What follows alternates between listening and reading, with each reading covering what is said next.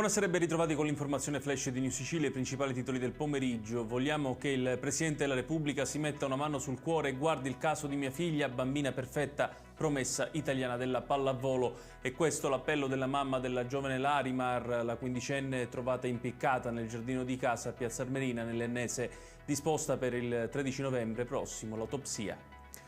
E sul caso si è espresso anche Rocco Cosentino, procuratore dei minori di Caltanissetta, che sta coordinando le indagini. Chissà qualcosa parli, ha detto Cosentino, rivolgendosi ai giovani che conoscevano Larimar e che potrebbero fornire qualche dettaglio in più per ricostruire quanto accaduto e perché.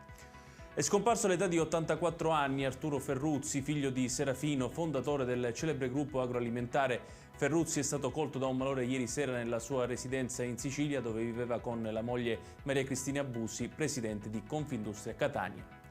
Passiamo allo sport, conferenza pre-gara per l'allenatore del Catania Mimmo Toscano in vista del match di domani in trasferta a Crotone. Il tecnico rossazzurro ha parlato del momento negativo che sta attraversando la squadra e ha detto di aver chiesto a tutti un sacrificio maggiore per superarlo. Chiudiamo con il meteo, quella di domani sarà ancora una giornata contraddistinta da nuvole e piogge in Sicilia.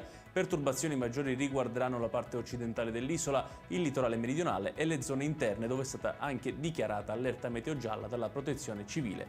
Ed è tutto per questa edizione, tutti i dettagli su queste notizie li trovate come sempre sul nostro sito www.newsicilia.it. Grazie per averci seguito e buon proseguimento di serata.